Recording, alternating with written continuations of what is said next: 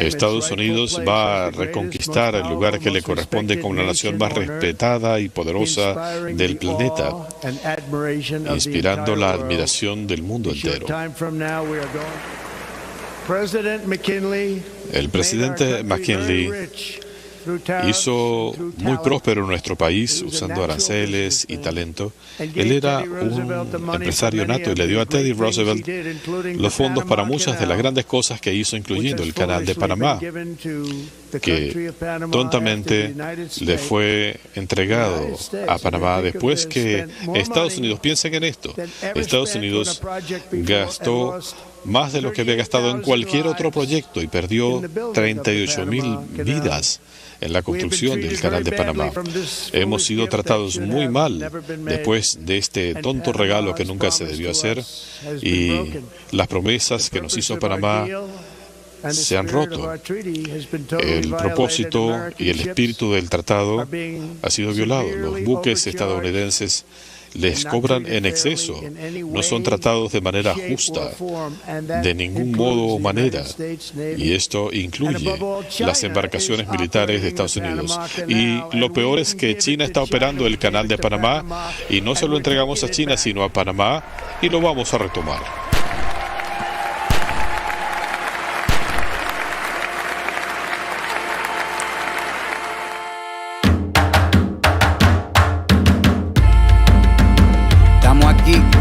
Oye, que estamos aquí. Mírame, estamos aquí. Desde hace rato, cuando ustedes llegaron, ya estaban las huellas de nuestros zapatos. Se robaron hasta la comida de gato y todavía se están lamiendo el plato. Bien encabronados con estos ingratos. Hoy le doy duro a los tambores hasta que me acusen de maltrato. Si no entiendes el dato, pues te lo tiro en cumbia, bossa nova, tango o vallenato. A los Calaboy y Bambú, bien frontú, con sangre caliente como Timbuktu. Estamos dentro del menú. Tupac se llama Tupac por Tupac Amaru del Perú. América no es solo USA, papá. Esto es desde Tierra del Fuego hasta Canadá. Hay que ser bien bruto, bien hueco. Es como decir que África es solo Marruecos. Estos canallas se les olvidó que el calendario que usan se lo inventaron los mayas con la Valdivia precolombina. Desde hace tiempo, este continente camina, pero ni con toda la marina pueden sacar de la vitrina la peste campesina. Esto va para el capataz de la empresa. El machete no es solo para cortar caña, también es para cortar cabeza. Aquí estamos, siempre estamos, no nos fuimos, no nos vamos. Aquí estamos pa' que te recuerdes. Si quieres mi machete te muerde. Aquí estamos, siempre estamos, no nos fuimos, no nos vamos. Aquí estamos pa' que te recuerdes. Si quieres mi machete te muerde. Pues ya sabemos. Si quieres mi machete te Hoy muerde. llega a la Casa Blanca Si quieres mi machete te muerde. Un fascista que ha impuesto en el mundo una neocorriente de segregación racial, de imposición económica, de sanciones económicas, de amenaza a los pueblos de Latinoamérica y de Europa, y en particular ha amenazado a nuestro territorio, a nuestra autodeterminación, a nuestro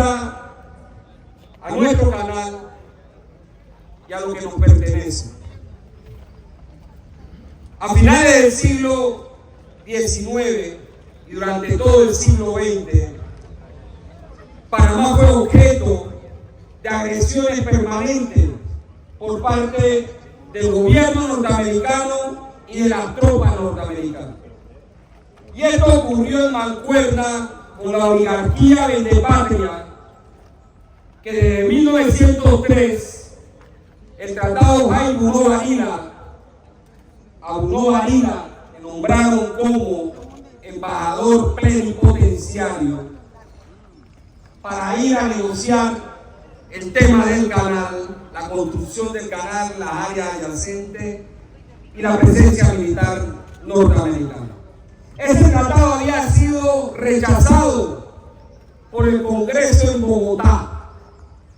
Y como fue rechazado, entonces echaron mano de sus empleados que tenían en el ferrocarril de Panamá, me refiero a Manuel Amador Guerrero, y otros, para que se firmara el tratado negociado en Bogotá. ¿Y por qué se había rechazado en Bogotá?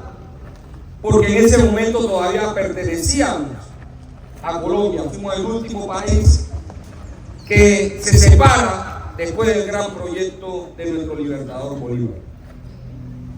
Y en ese sentido el Jaime Bruno Varila, firmado por el francés Bruno Varila y autorizado por lo que llamaron Junta de Gobierno, la oligarquía que estaba en la Junta de Gobierno, empieza la tragedia del pueblo. Y luego del tratado, Jaime Bruno Varila, en la Constitución de 1904, en su artículo 136, establecieron que el ejército norteamericano y el gobierno norteamericano, en la Constitución política de la República naciente, podía intervenir militarmente para mantener el orden público, entre otras cosas. Recordemos que el canal se inaugura en el 1914, pero esto fue una nación tutelada. Y este pueblo enfrentó en distintas etapas esa colonización y traición a la patria. Las más destacadas, después que los gringos organizaban las elecciones, el ejército contaba los votos, decía quién ganaba las elecciones en Panamá. Así fue de crónica el nacimiento de la República. En 1925 se van a cumplir 100 años de la lucha inquilinaria. Y el oligarca que estaba sentado en la presidencia pidió la intervención de la bayoneta gringa para avasallar a los huelguistas, que había una huelga en Panamá y en Colón, producto del aumento de los cánones de arrendamiento. Porque la oligarquía vendepatria se conformó con que le permitieran convertirse en casas tenientes para alquilar las casas a los trabajadores que laboraban en el canal. Pero como esos trabajadores quedaron desempleados, entonces no tenían cómo pagar y hubo todo un movimiento. Eso ocurrió en el 30 nuevamente. Cuando se da la guerra, la Segunda Guerra Mundial, en Panamá se ubicaron 100 puntos, dice, de defensa de los norteamericanos en todo el territorio nacional. Terminada la guerra, en 1947 pretendía la oligarquía vendepatria, que ya había firmado con los norteamericanos, mantener los 100 puntos de defensa. ¿Qué era eso? Tropas norteamericanas en distintos puntos del país. Y en el 47, el 12 de diciembre, el pueblo se levantó contra esa afrenta nacional y derrotó en la asamblea. La asamblea rechazó el tratado que ya había firmado la oligarquía vendepatria. Es decir, que el problema de los panameños y del pueblo panameño no solo han sido los gringos, sino la oligarquía vendepatria que se hizo del poder del Estado desde 1903 y roba desde ese momento los recursos naturales, minerales, los recursos del Estado, se enriquecen con lo que es de todos. Y entonces pedían la intervención gringa. El pueblo panameño ha sido testigo del sacrificio de muchas generaciones de estudiantes que han ofrendado su vida para recuperar la zona del canal y la plena soberanía del territorio nacional. Nuestra organización, la Asociación de Profesores, se fundó el 30 de junio de 1945. Y en 1947, la Asociación de Profesores fue una de las organizaciones beligerantes en la calle que rechazó el convenio Filón-Heinz, que pretendía perpetuar bases militares una vez finalizó la Segunda Guerra Mundial. ¿No se acuerdan del año de 1947, cuando el Instituto Nacional se volcó hasta la Asamblea Nacional a pedir el rechazo del Tratado Filo-Hain de 1947 y unos mozalbetes de 17 años hicieron que no se aprobara ese tratado. Y del 47 se reflejan otras jornadas patrióticas como la de la Operación Soberanía, encabezada por los estudiantes de la Unión de Estudiantes Universitarios, que en mayo del 58, a propósito que también estaba desarrollándose una jornada de lucha de los estudiantes, sembraron banderas en lo que los gringos tenían como posesión eterna en la falda del Cerro Ancón, allá donde está la Avenida de los Mártires. Se sembraron banderas panameñas. Y en el año 59 volvió a ocurrir esa operación. A nosotros nos gusta percibir de esta manera. Nosotros sembramos banderas para cosechar patria. Eso es un acto simbólico que nos parece sirve para precisamente eso, para mantener viva ese sentir de los panameños, de luchar, como les digo, desde el cimiento de la nación panameña de 1903 siempre hemos estado pugnando porque verdaderamente se respeta nuestra autodeterminación. Estos acontecimientos y la organización del movimiento estudiantil, en el 47 también se creó la Federación de Estudiantes de Panamá, entre otros Floyd Britton, estaba presente, Polidoro Pinzón y otros dirigentes de la talla de estos revolucionarios, crearon un movimiento juvenil estudiantil. Y con ese movimiento estudiantil era la vanguardia de la lucha por la soberanía y la autodeterminación, la salida de los norteamericanos del canal panameño y regresar a las áreas que rodeaban el canal. Bueno, obviamente la propia dinámica del movimiento social te va involucrando, ¿no? Pero en el caso particular, personal mío, debo señalar que lo que me indujo a mí fue tal vez el ejemplo de mi hermano, Floyd Britton, quien a fines de la década del 50 del siglo pasado era dirigente estudiantil y participó pues, ¿no? de la reorganización de la Federación de Estudiantes de Panamá, que había sido desmantelada por otro militar, Ramón Cantera, y él participa junto con otros jóvenes en ese proceso de organización, proceso que yo seguí muy de cerca, pues, ¿no? E incluso conocí a muchos de los dirigentes, amigos de Floyd y dirigentes del movimiento estudiantil de esa época. Estos jóvenes desplegaron una lucha muy importante en mayo de 1958, cuando salen a la calle a protestar por las condiciones paupérrimas en que se encontraba el sistema educativo, y lo que recibieron como respuesta fue la represión de la Guardia Nacional, matando a uno de los estudiantes.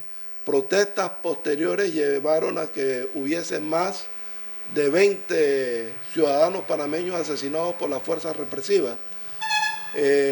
Y yo podría señalar que realmente a partir de ese año, el 58, se da una década completa de ascenso del movimiento social en Panamá, y en ese movimiento nosotros nos fuimos involucrando, digamos, ¿no? Después de lo de mayo del 58 vino el alzamiento de Cerro Tute, hubo toda la influencia de la Revolución Cubana que triunfa en 1959, eso incidió mucho sobre la juventud latinoamericana, y nosotros de alguna manera somos producto de la situación de las luchas sociales de Panamá y de la influencia de ese fenómeno que se da a fines del 50 y principios de los años 60. A partir de ahí nuestra organización ha tenido un espíritu nacionalista, un espíritu combativo en la defensa de los intereses de la patria y en los intereses de la defensa de la soberanía de nuestro pueblo.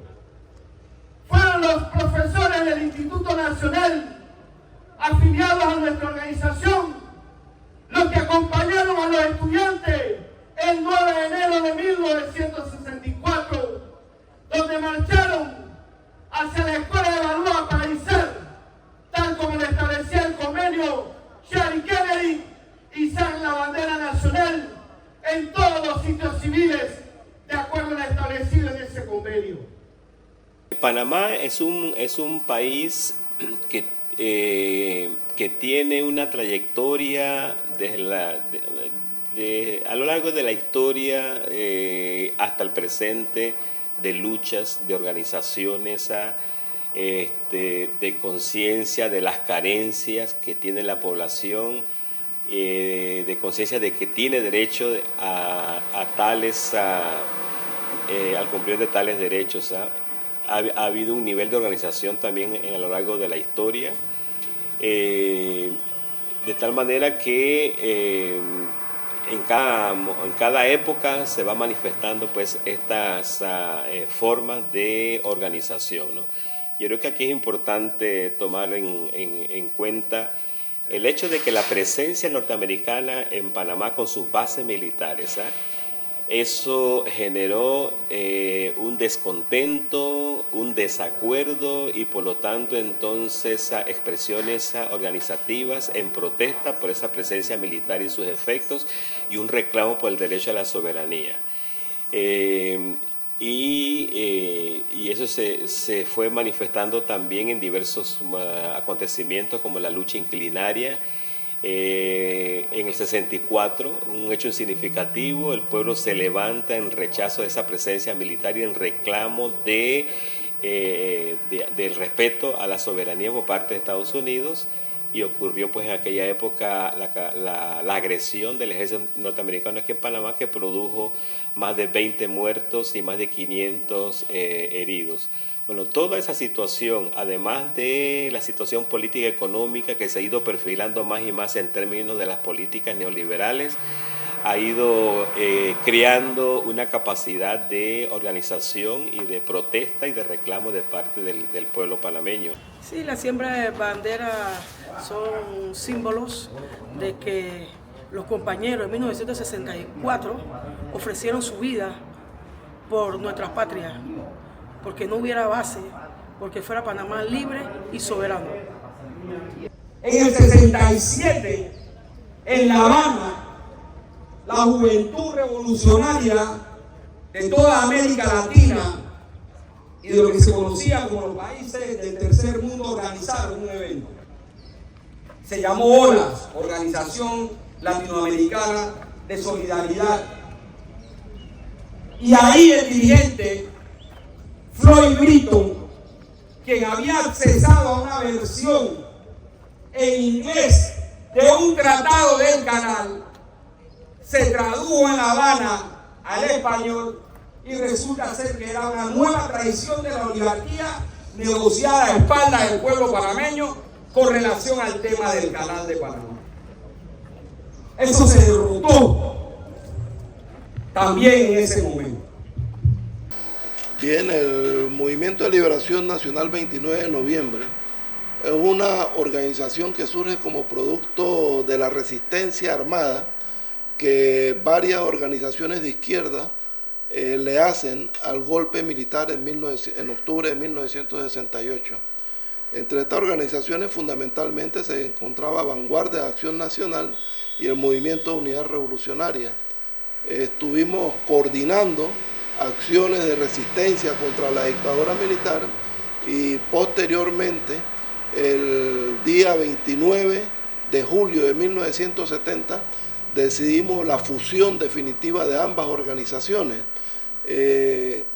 A estas dos organizaciones se unen algunas unidades que habían sido miembros del Partido del Pueblo, partido de orientación prosoviética en ese momento, y otras individualidades que habían estado participando en la resistencia armada contra el régimen militar en ese momento, ¿no? Luego entonces el golpe de Estado contra insurgentes de Omar Torrijos Herrera, un golpe de Estado patrocinado por los norteamericanos, como ocurrió con todos los golpes de Estado en América Latina y el Caribe.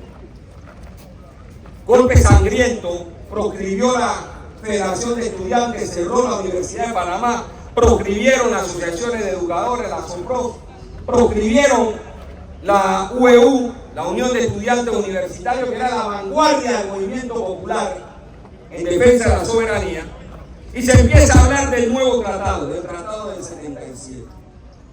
Pero desde 1903, 1904 y cada intento de tratado, la oligarquía siempre su posición era mantener la presencia militar norteamericana en Panamá, a espaldas del pueblo, y el pueblo derrotó cada vez que se inventó esa situación.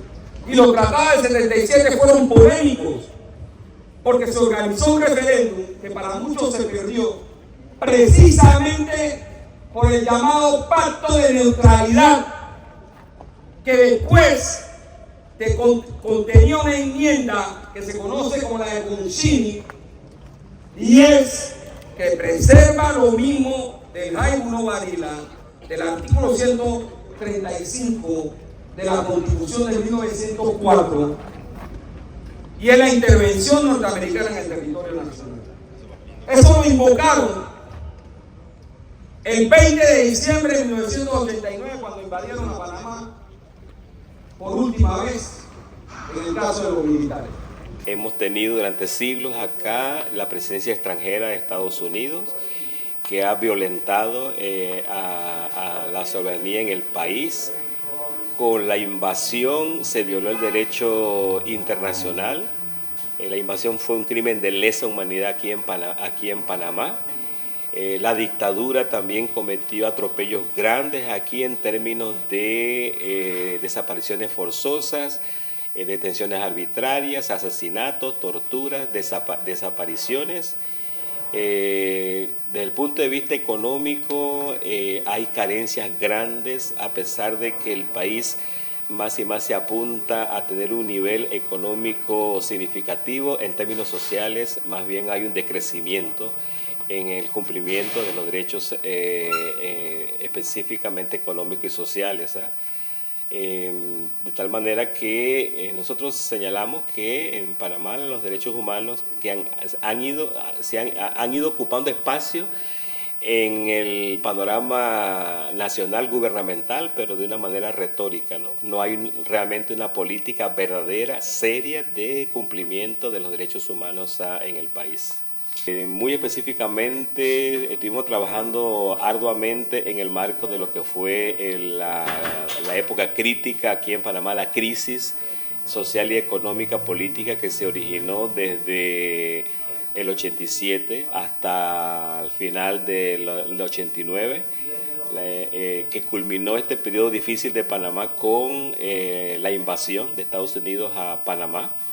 Estuvimos trabajando en esos periodos, en la invasión, recogiendo testimonios de la situación que se dio aquí en Panamá, las víctimas, y acompañando también el proceso de demanda que se fue organizando de familias víctimas de la invasión, una demanda ante la Comisión Interamericana de Derechos Humanos de Panamá para exigir a Estados Unidos la indemnización justa a las víctimas de la invasión, por lo menos de aquellas que levantaron la demanda ante la Comisión Interamericana de Derechos Humanos. De allí que hemos ido trabajando también en otro campo, que son las víctimas de la dictadura. Contribuimos a organizar el Comité de Familiares Desaparecidos de Panamá, Héctor Gallego, del que somos parte también. Y allí hemos ido acompañando el proceso que este comité de familiares han ido llevando hasta la fecha, ¿no? Y con la invasión llegó a acelerar la política económica neoliberal que imponía el consenso de Washington, los norteamericanos, con la privatización de las empresas estatales, los puertos, el IRRE, el INTEL, el ferrocarril, etcétera, en Panamá. Reformas al Código de Trabajo para flexibilizar el despido, para bajar las prestaciones de los trabajadores, para dárselas a los ricos. Reforma a la tributación, que la población pague más impuestos que los ricos. Se empezaron a privatizar islas, playas, costas, etcétera. El tema minero, entre otras leyes neoliberales impuestas por los norteamericanos. Y los traidores oligarcas no se quedaron de brazos cruzados. Ernesto Pérez Valladares, por ejemplo, quería el CMA, Centro Multilateral Antidrogas, para dejar las bases gringas en Panamá. ¿Cómo nos dimos cuenta? porque empezaron a decir a los países latinoamericanos, trajeron una delegación de México, y los mexicanos escucharon lo que estaban diciendo y se fueron a su país y allá hicieron público el problema. En ese momento el internet no era veloz como es hoy. No muchos tenían acceso a internet, pero cuando sale la noticia la logramos tener. Y se organizó por parte del Movimiento Popular Panameño, entre lo que estaba Suntra, el Movimiento Nacional de Defensa de la Soberanía Nacional, junto a SOPROF y otras organizaciones del Movimiento Popular. Mireya Moscoso firmó los Salas-Baker, que son acuerdos que violan la soberanía. Salas era el ministro de gobierno y Baker era un encargado norteamericano. Y se han venido firmando una serie de protocolos y acuerdos que traicionan la soberanía nacional. Mulino solo hicieron ponerle la banda presidencial cuando su primer acto de gobierno era firmar con los norteamericanos un convenio migratorio. Es decir, los vendepatrias han estado a lo largo de nuestra historia.